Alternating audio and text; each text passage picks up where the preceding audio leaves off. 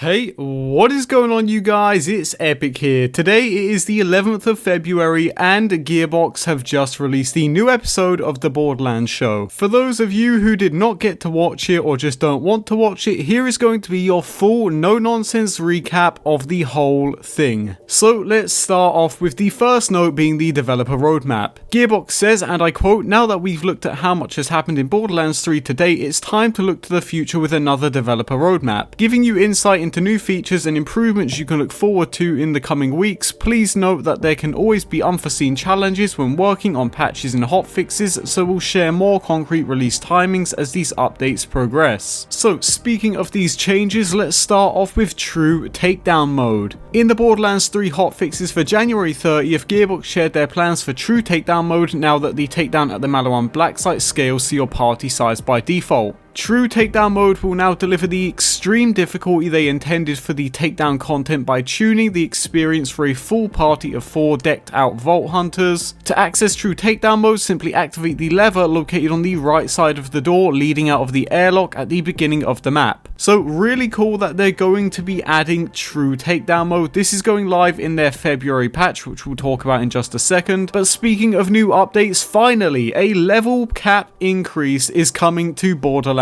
3, but unfortunately it's level 53. It's level 53. We're getting a 3 level cap increase. For the first level cap increase, we're currently planning to raise the maximum Vault Hunter level from 50 to 53, timed with the debut of Broken Hearts Day. This will give you 3 additional skill points to add to your skill trees, allowing for you to enhance your existing builds or even experiment with new abilities. We'll have more information about future level cap increases later and intend to make any level cap increases free additions to the game. Good guy Gearbox, I love that. But what I don't love is that it's a 3 level increase. Doesn't make a lot of sense to me, I'll be honest. If you were to ask me personally, I don't think 3 levels gives me an incentive to grind for new gear, especially all of the god roll stuff I have. And it definitely isn't going to bring back any old players into the game who may have left. So I honestly don't think this is such a good idea. I think if they should have done it, they should have done it all the way up to like 61. But let me know what you guys think in the comment section down below. Next up, talking about performance and stability, we're continuing to work on BL3 for all platforms. With each of the coming patches, you can expect some updates to enhance the player experience. And finally, the next round of UI improvements will come with the second campaign add-on. More about that later. Community feedback has been instrumental in helping shape these improvements, so if you encounter any issues, blah blah blah, submit a ticket. And finally, one that you guys can get behind, Skippable Cutscenes update. Skippable in-game cutscenes are coming soon. They are in the progress of testing this feature now, and it will launch in the upcoming February patch. Again, more on that in just a second. All cutscenes in the game, whether you've seen the cutscene before or not, will be skippable during solo play or by the host of your party during multiplayer. Good guy Gearbox. Guardian rank toggling. In a previous roadmap, they shared their intention to let players disable the powerful perks associated with Guardian ranks. That change will be coming in the February patch. Again, we'll talk about that soon, and will allow you to individually disable specific perks. Let that be known. Specific perks. You'll also be able to disable the entire system if you want a more vanilla leveling experience, and in the future they plan to expand the Guardian rank system to include additional perks. They're going to introduce these with the new second campaign add-on DLC, but they won't be tied to that content. Very good news. More free additions. Good guy Gearbox. During the seasonal Bloody Harvest event, they heard the community loud and clear. You'd like a way to opt in and out of an ongoing event.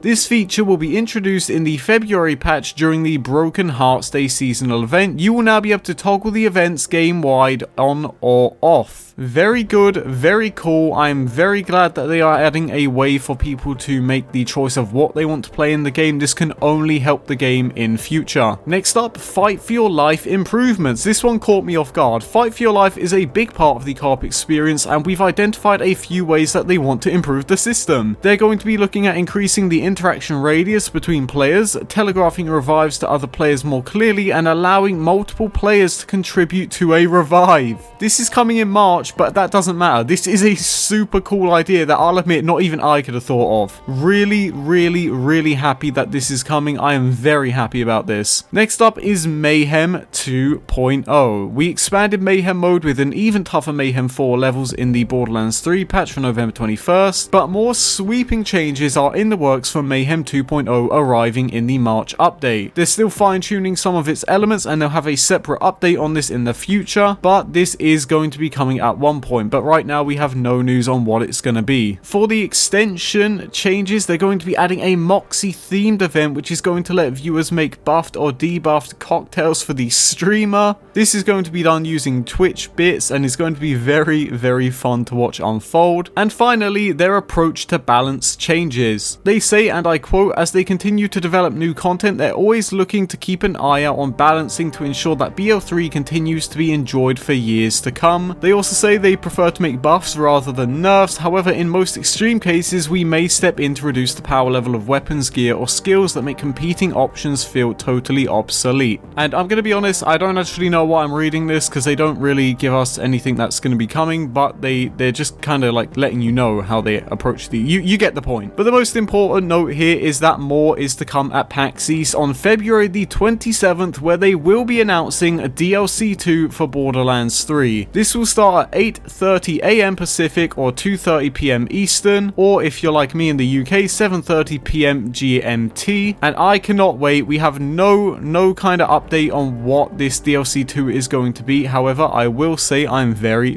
excited. So this was just a quick wrap up of what happened, but of course you guys can go and check out the full post in the description of the video, as well as the Borderlands show on the Borderlands YouTube channel. And speaking of the Valentine's Day update, I bet you guys thought I forgot, but no, we're saving the best for last. So during the Broken Hearts Day, we'll get to the release date in just a second, but during the Broken Hearts Day, you're going to see enemies with flying little hearts around them, and shooting these is going to act much kind of like the skulls did in the Bloody Harvest event, but shooting these hearts is going to do a little more different things. You could even get buffs to your party, turn enemies to allies, debuff your party. There's yellow hearts where if you shoot them, you get lots of loot from them, like the loot ghosts. There is also going to be exclusive rewards, just like there was in the Bloody Harvest event for this Broken Hearts Day event, such as new legendary skins and much more. And it looks like, and I'm just speculating here, we might be getting a new boss. Now, I'm not saying this for sure, but I'm just saying the promo picture shows tentacles, and if we don't get a big squid, then I'm just not going to play it. I'm not going to play it. But sadly, about the release date, we actually don't know when this is coming up. If I could take a guess, I'm pretty sure it's going to be releasing on Valentine's Day. So keep an eye out for that update. So we get a new seasonal event and a huge look at changes to come in the future of Borderlands 3. I'm very impressed with this. You know, I am very